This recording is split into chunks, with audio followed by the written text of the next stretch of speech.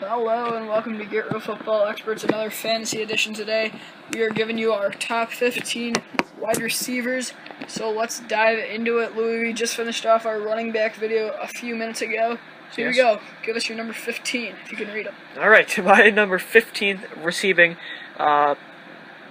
fantasy receiver is Victor Cruz of the New York Giants. He had 10 touchdowns last year, so double digits. He was a 1,000-yard receiver, very consistent receiver, but he just signed his first round tenure or whatever it was, so he's coming in. I like Cruz this year. I think he's a number 2 receiver, high end flex if you can get him as a flex. I think with Hakeem Nicks there, it's going to take away some of the receptions, but he's shown that he can be a very consistent contributor, and he's got the home run explosive ability. He showed he can get into the red zone, so I think definitely he's a number 2 receiver this year in fantasy.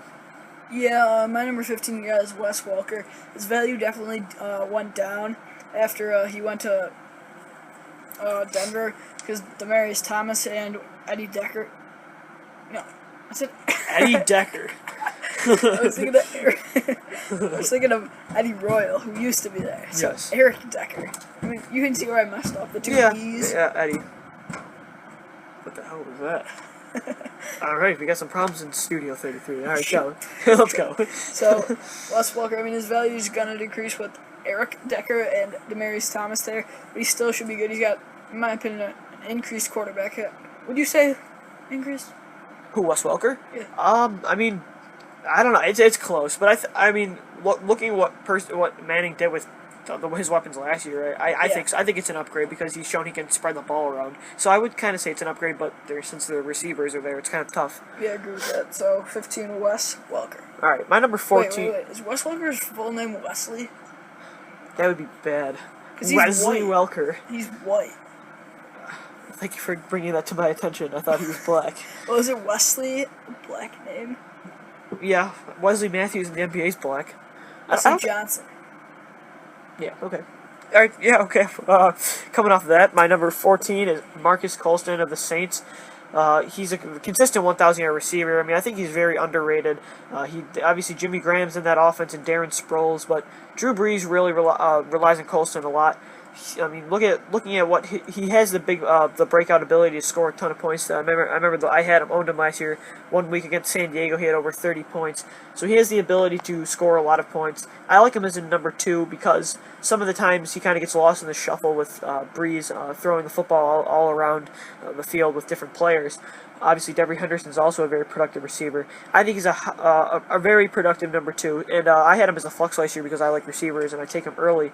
But if you can get him as a flexer number 2, he's a very consistent fantasy player. Who was that? Marques Colston.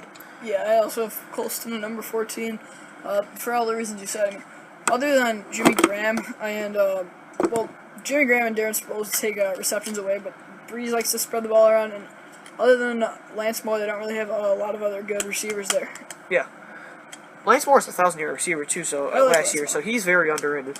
My number 13 running receiver is Randall Cobb from the Green Bay Packers. I mean, with the loss with Greg Jennings and Donald Driver both gone, it's going to help obviously for Cobb, but they still do have James Jones and Jordy Nelson. So Rodgers is going to spread the ball around, but I think Cobb's their most complete receiver. I think he's going to have over 1,000 yards this year, and definitely has the potential to have double-digit touchdowns. He also, if you get points for kick returning and punt returning, is going to be very good because he's one of the best returners in the league, and I think he's a number 2 receiver. If you want to wait, he could be a number 1. It just depends on how it all pans out in Green Bay, how much they throw the football and where he goes. But he's a very good high-end number 2, and he might be better than. I mean, some people are debating between him and Percy Harvin, so he could really come into his own in his 3rd year this year. So I like Cobb at number 13. My number 13 guy is Victor Cruz. Well, for Ryan, like you said, I mean, he's got Hakeem Nicks there and Ruben Randall, but Manning he throws to them both equally, so that's not really a problem. And even though the Giants do run the ball a lot, Cruz is a deep threat for everything. He can play the slot. I really like Cruz as a number 2 or low end 2 or high end 2. I mean, maybe even a low end number 1. My number 12 is Reggie Wayne from the Indianapolis Colts. I really like Reggie Wayne this year. I mean, Andrew Luck and him really connected last year. Reggie Wayne had over 1,000 yards again as an Indianapolis Colt. I mean, the only problem that he does have some of the time he's not always the biggest touchdown So last year he only had 5 touchdowns. So if he can get to the end zone more, I think he's a really good receiver. I like him as a number 2. I don't know if he has the explosive ability anymore to become a number 1 still, but he's very consistent, and I really like consistency in receivers. He gets a lot of receptions, so that's going to help if you're in a PPR league. And so I think Reggie Wayne's my number 12 receiver. Yeah, I would have Wayne at 16. So missing this list just sparely. So where do you think you should draft Reggie Wayne then? In standard leagues, I'd probably say maybe the 4th round. I think he's a number 2 guy. I think if you're gonna have Reggie Wayne, I think you have to go number 2 unless you want to wait and have a tandem of maybe like him and Cobb as your 1-2 punch. But I would probably say probably the 4th round. All right. So my number 12 guy is Larry Fitzgerald. I'm not a big fan of Fitz myself. Due to some people who will remain anonymous who make me dislike them. You might know him, Brendan Harrington. He's been on our podcast a few times. He's a friend of the podcast, yes. Yeah, not a big fan of his thoughts. And Larry Fitzgerald, he's going to be better with Carson Palmer, but he's not a number 1 receiver. I think he's a good number 2 receiver. There's really not a lot of other competition there, and that makes him better. They're going to look for Fitzgerald first, so that's why I think he's number 2 receiver, not a number 1, though. Number 12 for me. Okay. My number 11 is Vincent Jackson for the Tampa Bay Buccaneers. Another underrated guy, kind of like Colston. It's not really talked a lot about. He had over 1,000 yards, I believe 11 touchdowns. He's definitely a red zone target. Josh Freeman is really playing for his, I think, job in Tampa Bay now with Mike Glennon coming in. So I think he's really going to look to Vincent Jackson. Yeah, and Freeman's got 1 year left on his contract. Exactly. So, and they do have Mike Williams on the other side, who actually had over 1,000 yards last year. Actually. So he's a sleeper, I think. But Vincent Jackson, I think, is definitely. I think he's a number 1 receiver. I think he's a low end number 1. If you can have him as a number 2, you're in a good spot because Jackson's definitely a consistent guy, and he gets a ton of receptions. They don't have a really great tight end there, so I think Vincent Jackson's definitely a guy that you want to take around the 3rd round, and I think he's a really good number 2 and a low end number 1. Yep. My number 11 guy is Randall Cobb. This might be a little high, but if you have kick returning in your league, then that's a great spot for him in PPR. But he's a very versatile receiver. He's more of a slot guy, but he can also take rushes too. He'll take a few rushes. He's a great returner. I think he can do all that. He had over 1,000 yards last year, right? Receiving? Oh yeah, and from the line of scrimmage, he had over probably 1,500 yards maybe because he can line up kind of like Harvin in different spots. Yeah, so I like Cobb at number 11. Yeah, he's a really good player. My number 10 is Andre Johnson for the Houston Texans, a veteran that's always been consistent and has been seen as one of the top receivers for a while. This year, I think he's a bit lower. His age, he does have some injury concerns. I think he's really going to benefit from DeAndre Hopkins coming in. It's going to give some attention away from him, and obviously they're going to give the ball to Arian Foster, so you do want to keep that into consideration for Johnson. I think he's number 1, but I think there's other guys that I think you should take. There's less risk to him, but Andre Johnson has the big playability still. He gets in the end zone a ton. Matt Schaub really relies on him there. He's his go-to guy. His size is definitely good for red zone targets, and he gets a lot of reception. So again, PPR, he's going to be huge. But I think he's really going to benefit from Hopkins coming in. That's why I like him as a number 1. Is finally there's going to be some attention that's not all on Andre Johnson, and I think he's got a couple years of being a productive receiver left. So I like him at number 10. All right, so now my number 10 is Vincent Jackson. I think you had him where, 12, 11? I had him 11, so he's productive. I really like him. Yeah, I like Jackson too. He's like you said, he's a number 1 receiver in my opinion. A very good number 2.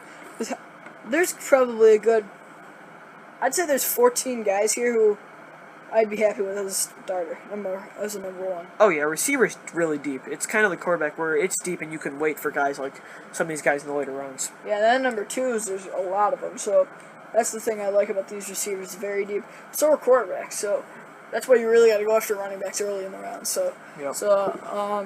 But yeah, Vincent Jackson. Other than Mike Williams, there's not too much around him. He clearly their number 1 guy. He can go deep. He can do pretty much anything. He's a good route runner. That's why I like Jackson 10. All right, my number 9 is Larry Fitzgerald from the Cardinals. I mean, look at back a couple of years ago, he was the number 1 ranked receiver. And I think, obviously, last year with Ryan Lindley, what are you huffing about? Why? And, you forgot to mention all of his physical abilities. You say, oh, yeah, he's a number 2 guy because of what happened to him. Carson Palmer Carson Palmer was actually a really good fantasy rotational player last year. Until he throws picks. He made Darius Hayward look really good. Darius Hayward Bay. Denarius Moore, all these guys that really weren't that productive, Carson Palmer made look good. If you can make Chad Johnson a Pro Bowl receiver, I think Larry Fitzgerald, he was in his prime. In his prime, Larry Fitzgerald, I think, still has a couple years left of being very productive. Last year with Ryan Lindley coming in and John Skelton and Bryant Hoyer, they had in Kevin Cobb, you had 4 different starting quarterbacks. It's kind of hard, a lot to ask for Larry Fitzgerald to produce under that situation. Yeah, and they had no running game whatsoever, so they had to rely on... I mean, look at the targets that Fitzgerald had. He was being double covered, and he still produced over 700 yards. With Carson Palmer, he's definitely a number 2, and honestly, I consider him a number 1 receiver still. Well, I don't kind of like how he's getting all these excuses for why he was bad. Well, because look at what look at what he did the years before. He deserves that excuse. Look at Stevie Johnson.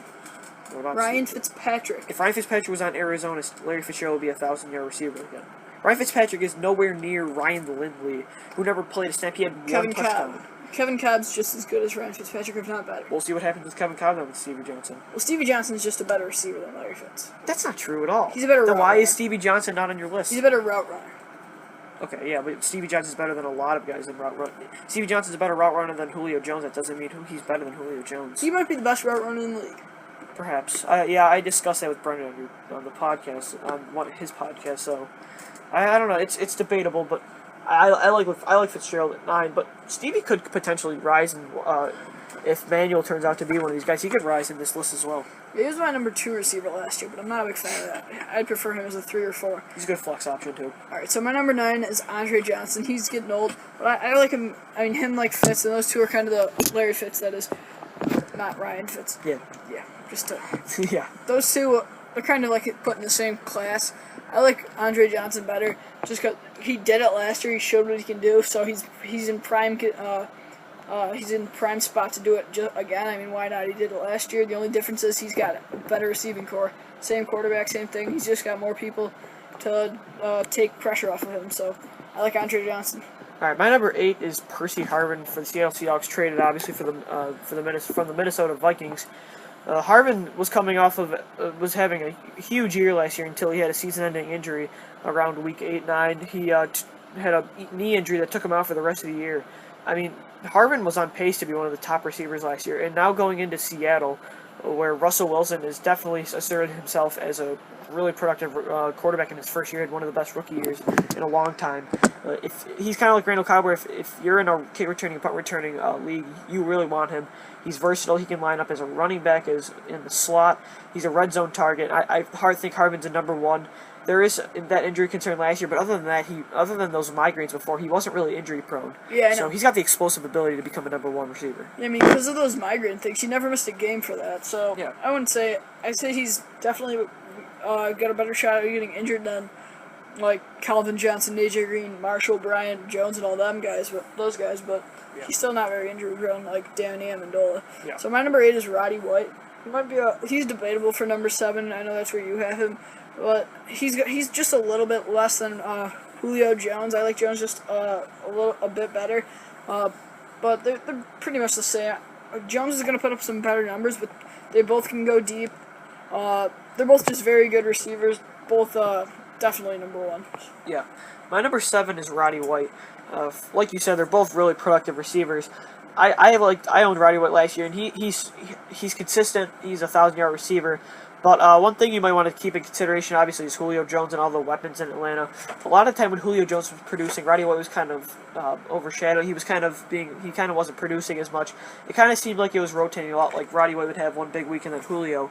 Roddy White has the explosive ability still. He had 7 touchdowns last year, so he can get into the end zone. I think he's a number 1. I think he's still a number 1 receiver for a couple more years. He is a bit older, but again, I think I agree with you. I think Julio Jones is better because of his explosiveness and his home run ability. All right, my number 7 is Percy Harvin. Like you said, he's had those injury problems. Not very. I wouldn't consider him injury prone, but he's very versatile receiver. He's kind of like Randall Cobb, just better. He's a better receiver. I think he's more built than Cobb, so that means he's got more power. Do you think he's more? He's probably a little bit slower than Cobb. I think Randall Cobb's one of the fastest players in the NFL. So. Yeah, it's debatable. Or no, he's slower than Cobb, but still, I like Harvin better than Cobb. They're kind of like the same players. Just Harvin's the improved version of him. Yeah. My number 6 is Julio Jones from the Atlanta Falcons. Like I just said, Julio Jones is one spot higher than Roddy White because of his ability to hit the big home run touchdowns, which happened a lot last year. He was in the 7-8 touchdown range as well, along with Roddy White. So, I mean, the production's there, but again, you're going to have to just keep these two in mind that a lot of the time when one's producing the other, it kind of showed that both can't really get a ton of points in fantasy in the same week. So that's one thing you have to keep in consideration. But Julio Jones is a number one running receiver, and I think he's versatile too. I mean, he can line up in the slot. He's super fast. So I really like Julio Jones as number one this year. Matt Ryan really relies on him, and they throw the football a lot. So obviously the weapons are there in Atlanta, but Jones is very consistent. Yeah, I have Jones at 5. Number 6, I have Demaryius Thomas.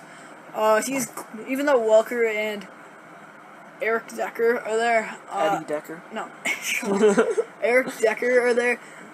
He's still clearly going to be their number one guy, and Peyton does spread the ball around just as much as he's probably one of the most who does that the most out of the quarterbacks, but still going to get Thomas the most, get the ball a lot. He can go deep.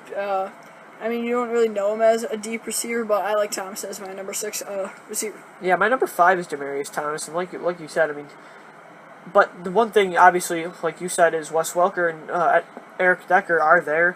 So, I mean, he's the receptions, but I think it's actually going to help him because Decker and Welker are more of a possession receivers where they're going to go through over the middle and get those big receptions, where it's going to kind of help Demaryius Thomas to stretch the field. He's still going to be the deep threat receiver. Peyton Manning really relied on him, even if there was in tight coverage. He still threw the ball to Thomas. Thomas can make a play off of it. He's explosive. The screen passes are there that they ran a lot last year. So a lot of points were scored off of big plays from Thomas last year. So I think he's going to be a top receiver again, but I mean, with all the weapons there, Manning's going to spread the ball around, and even those tight ends, Joel Dreesen and Tammy, are going to get their receptions. Yeah, no, that's a good thing about like these top receivers. They can all go deep, but they also can do a lot more. Like Green can catch those screen passes. Yeah, they're versatile. Calvin is just a monster, can catch anything over anyone, and like a guy like Mike Wallace, who pretty much is only deep. That's why he's not in this, is because if they can just stop that, there's really not too much to do. That's true. That's why these guys are up here, because they're very versatile. Yeah, that's a good point. My number 5 guy is Julio Jones. For like reasons you said, he's better than Roddy White. He's younger. I mean, if you do not remember, a few years ago, White was number 1 receiver. Yep. So yeah, you're right. Yeah, that's true. I mean, last year I was surprised how he dropped, and that kind of reminds me of Matt Stafford this year. Because he was like 5 last year. Now he's down to like 11. I don't know why. Yeah. Maybe because of these 3 rookies who are. But with White, I mean, the weapons are there though. That's the one thing you got to keep in mind with these guys. So. Well, they do like to run. I don't think Steven Jackson's going to affect the amount of times they run. So I think he can have a year just like last year. Maybe even a little better. Yeah. My number 4 is Dez Bryant from the Cowboys, and he had a huge year last year. I mean, honestly, like he wasn't, seen as a number 1 or 2 receiver a couple years back. He was. He's still a very young receiver. I mean, Tony Romo really looks to him. I mean, obviously Jason Witten's there that's going to take a ton of receptions. I mean, Witten's huge in receptions. But Miles Austin's injury prone. So, I mean, Tony Romo's really going to look to Dez Bryant. And like you said, you made a great point because other than Dez Bryant, he has the explosive, deep ability, but he can do everything else. He's a great route runner. I mean, and he's definitely a number 1 receiver. Obviously, he had that injury where with his fingers last year in his hand. But, I mean, he's going to be, I think he's a very consistent receiver. He was last year. But there were times where, he was consistent, but then there was like a week or two where he would have only 1 or 2 points. So sometimes he can get lost in the shuffle. But as long as Tony Romo is the quarterback and DeMarco Murray is injury prone as well, so they have some injury issues. But Dez Bryant, that's why I think he's going to score a lot of points this year in fantasy. Yeah, I also have Bryant as 4, and I think we actually agree on the top 4 guys. Yeah. Especially if your league does returning, because he's a punt returner, a very dangerous punt returner too. So that's going to add even more points to him. So I like Dez Bryant as a good number 1 receiver. Yeah. All right. We agree. Number 3 is Brandon Marshall from the Chicago Bears, and I know you own him, so why don't you give your first impression?